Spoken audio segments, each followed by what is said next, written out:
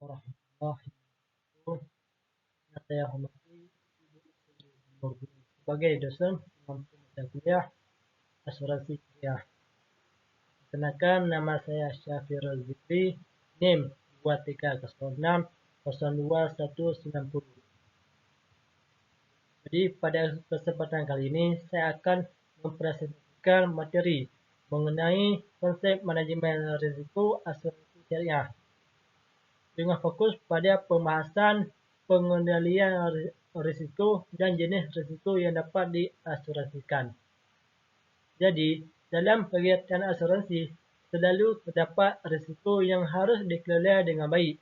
Jika risiko tidak dikelola secara tepat, maka dapat memengaruhi kondisi kewangan perusahaan dan pelayanan yang diberikan kepada peserta.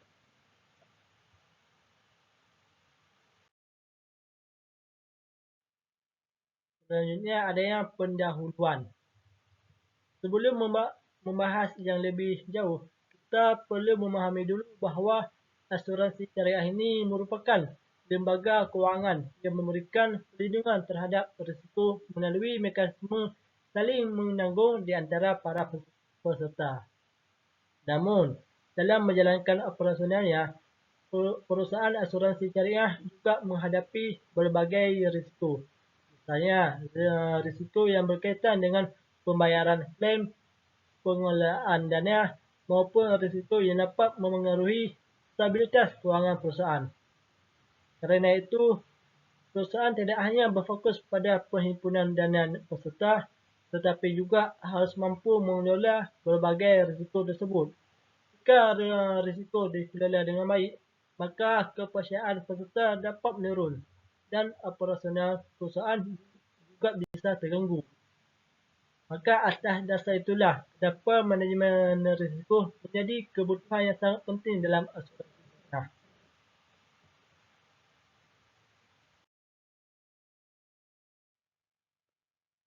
Adanya konsep manajemen risiko asuransi syariah. Secara sederhana, manajemen risiko dapat dipahami sebagai proses untuk mengenali, mengukur, mengendalikan dan memantau risiko yang mungkin terjadi.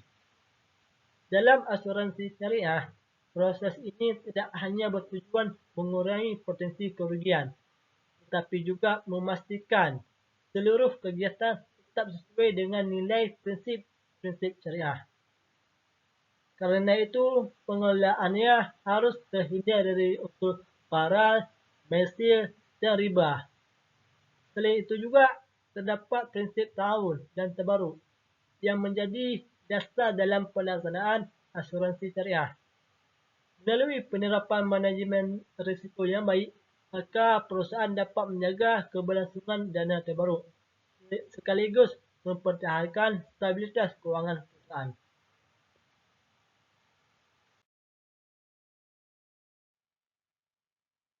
Urgensi manajemen risiko dalam asuransi syariah. Jadi, manajemen risiko memiliki peran yang sangat penting dalam operasional asuransi syariah. Yang pertama, untuk menjaga kesihatan kewangan perusahaan agar tetap mampu menjalankan kewajibannya kepada peserta. Yang kedua itu melindungi dana tabaruk yang berasal dari kontribusi peserta.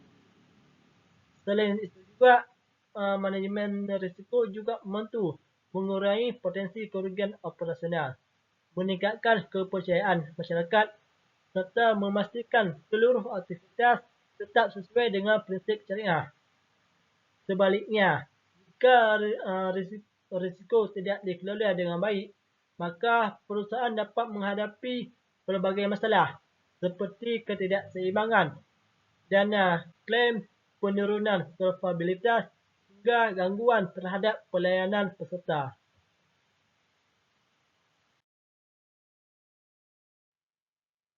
Selanjutnya adalah tahapan manajemen risiko. Jadi, dalam praktiknya, manajemen risiko dilakukan melalui beberapa tahapan. Yang pertama itu identifikasi risiko. Jadi, pada tahap ini, perusahaan berusaha mengenali berbagai risiko yang mungkin muncul. Setelah risiko dikenali, maka langkah selanjutnya itu melakukan pengukuran risiko untuk mengetahui seberapa besar kemungkinan risiko itu terjadi dan seberapa besar dampaknya. Kemudian dilakukan pengendalian risiko dengan menentukan strategi yang paling tepat dan mengurangi risiko itu terjadi. Dan yang terakhir adalah monitoring dan evaluasi. Jadi pada tahap ini dilakukan untuk memastikan bahawa pengelolaan risiko yang diterapkan masih efektif dan sesuai dengan kondisi yang dihadapi oleh perusahaan.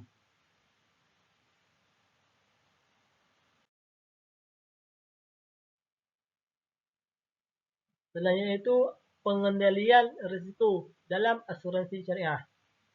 Setelah risiko diketahui dan diukur, maka langkah berikutnya itu melakukan pengendalian risiko.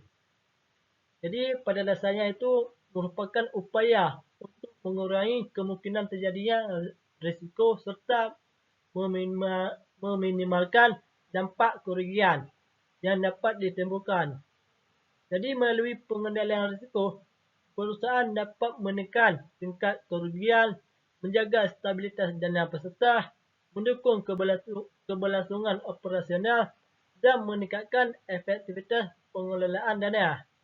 Dengan kata lain, pengendalian risiko membantu perusahaan agar tetap mampu menjalankan fungsinya secara optimal meskipun menghadapi berbagai risiko.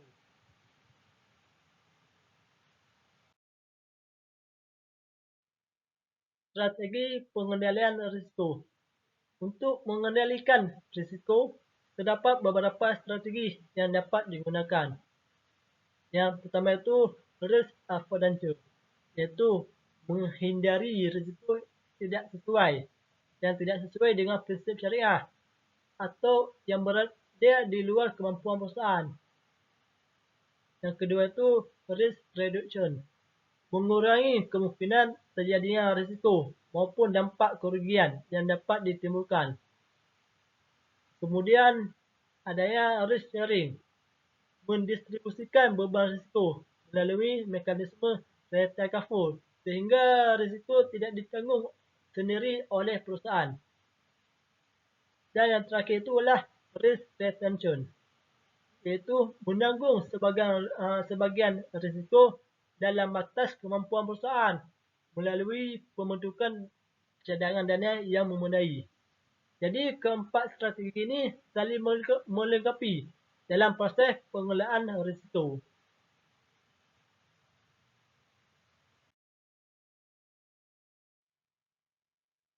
Bentuk pengendalian risiko. Salah satu bentuk pengendalian risiko yang dikenal itu adalah underwriting. Jadi melalui underwriting ini, perusahaan melakukan seleksi dan penilaian terhadap calon peserta untuk mengetahui tingkat risiko yang dimiliki. Jadi langkah ini penting untuk menjaga keseimbangan dana terbaru dan mengurangi kemungkinan terjadinya klaim yang berlebihan. Selain underwriting ini, terdapat juga retakaful yang memungkinkan perusahaan berbagi risiko dengan perusahaan asuransi syariah lainnya. Pengendalian risiko juga dilakukan melalui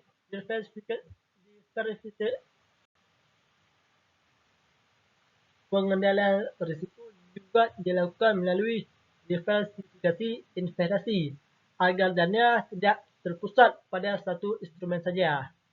Kemudian seluruh kegiatan tersebut didukung oleh pengawasan internal yang dilakukan secara berkelanjutan.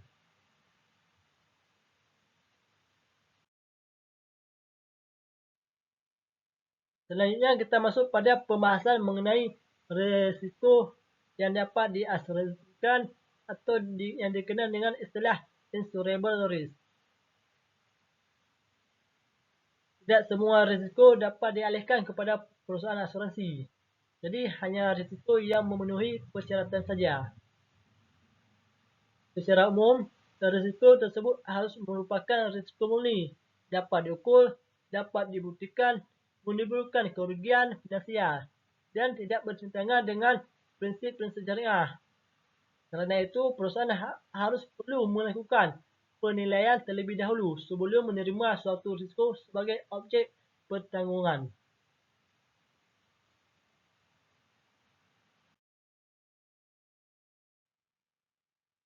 Selanjutnya kita masuk ke kriterianya.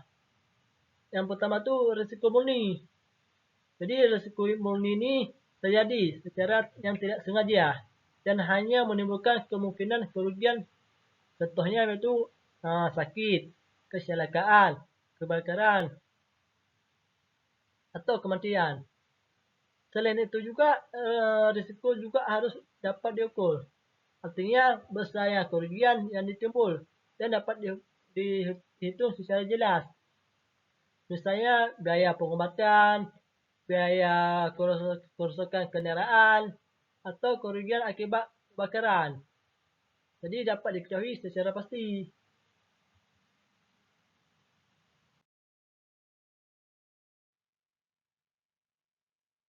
Selain dapat diukur, risiko juga bersifat definitif. Artinya, peristiwa yang terjadi dapat dibuktikan dengan jelas baik waktu, tempat maupun penyebabnya. Jadi risiko tersebut juga harus menimbulkan kerugian finansial yang nyata sehingga dampaknya dapat dihitung secara ekonomi. Jadi dalam asuransi syariah itu terdapat satu syarat tambahan yang sangat penting, yaitu objek pentanggungan maupun sumber risiko yang tidak boleh berasal dari aktivitas yang haram. Jadi hal ini dilakukan agar seluruh kegiatan tetap sejalan dengan prinsip-prinsip syariah.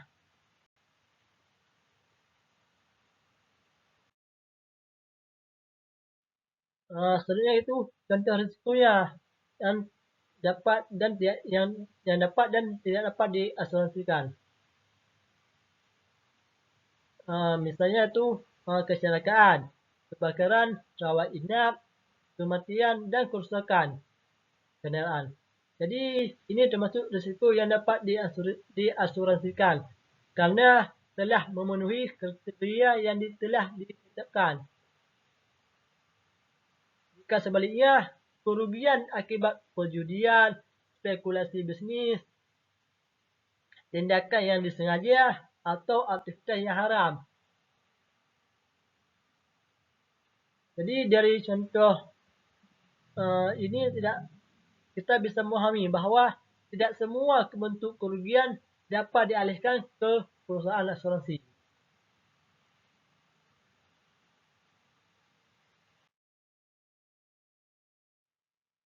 Maka kesimpulannya yang dapat kita simpulkan ialah bahawa manajemen risiko memiliki peran penting dalam menjaga stabilitas kewangan dan keberlangsungan operasional asuransi syariah. Pengendalian risiko dilakukan melalui berbagai strategi mekanisme seperti underwriting, kriteria kafur, diversifikasi investasi, serta pengawasan internal.